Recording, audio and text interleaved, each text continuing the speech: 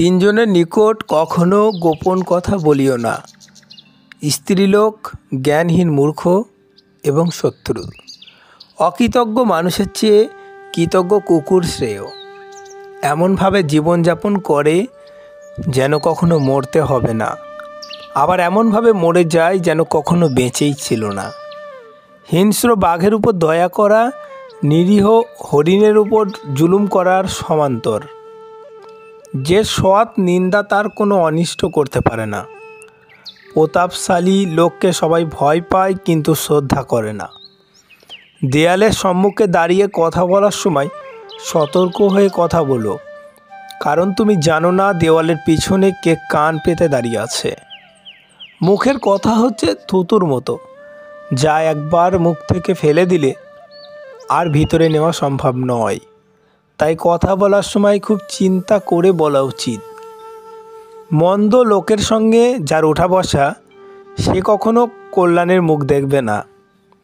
দুই শত্রুর মধ্যে এমনভাবে কথাবার্তা বলো, তারা পরস্পর মিলে গেলেও যেন তোমাকে লজ্জিত হতে না হয়। বাঘ না খেয়ে মরলেও কুকুরের মতন উচ্ছিষ্ট মুখে তোলে না। কোনো কাজেই প্রমাণ ছাড়া বিশ্বাস করিও না। অজ্ঞের পক্ষে নীরবতাই হচ্ছে সবচেয়ে উত্তম পন্থা। এটা যদি সবাই জানতো তাহলে কেউ অজ্ঞ হতো না। সুখ কখনো সম্পত্তি বা অর্থের উপর নির্ভর করে না। সুখের বাস আত্মার গহীনে। আমি নষ্ট করেছি সময়, এখন সময় নষ্ট করছে আমায়। নামকরা বিদ্যালয়গুলোর শিক্ষার্থীরা বিদ্যার চেয়ে অহংকারটা বেশি শেখে। চিন্তা করো বেশি, বলো কম, লেখো তার চেয়েও কম। ছোট্ট একটা বিষয় নিয়ে ভালোভাবে জানতে আপনাকে অবশ্যই বিস্তর পড়াশোনা করতে হবে। আমি আল্লাহকে সবচেয়ে বেশি ভয় পাই, তারপর সেই মানুষকে ভয় পাই যে আল্লাহকে মোটেই ভয় পায় না। মা হলো স্নেহের ভাণ্ডার, যা কখনো নিঃশেষ হয় না। দুর্ভাগ্যবান তারাই যাদের প্রকৃত বন্ধু নেই। পরের উপকার করা ভালো, কিন্তু নিজেকে পথে বসিয়ে নয়।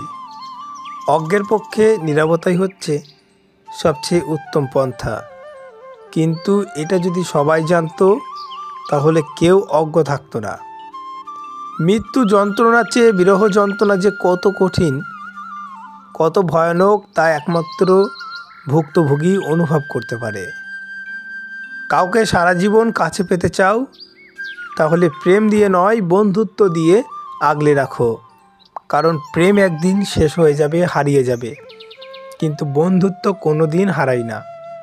প্রেমের আনন্দ থাকে স্বল্পক্ষণ, কিন্তু বেদনা থাকে সারাটি জীবন। জীবনে চলার পথে বাধা আসতেই পারে, তাই বলে থেমে যাওয়ার কোনো অবকাশ নেই। যেখানে বাধা আসবে সেখান থেকেই আবার শুরু করতে হবে।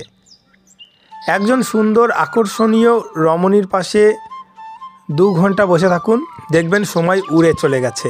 এবার গ্রীষ্মের গরমের মাঝে রাস্তায় 2 মিনিট হাঁটুন, মনে হবে আপনি অনন্তকাল ধরে হাঁটছেন। আমরা যতই অধ্যয়ন করি ততই আমাদের অজ্ঞতাকে আবিষ্কার করি। ব্যর্থতাকে মেনে নিতে পারি, কিন্তু আমি চেষ্টা না করাকে মেনে নিতে পারি না। জ্ঞানীর নিন্দা মূর্খের উপাসনা অপেক্ষায় শ্রেয়।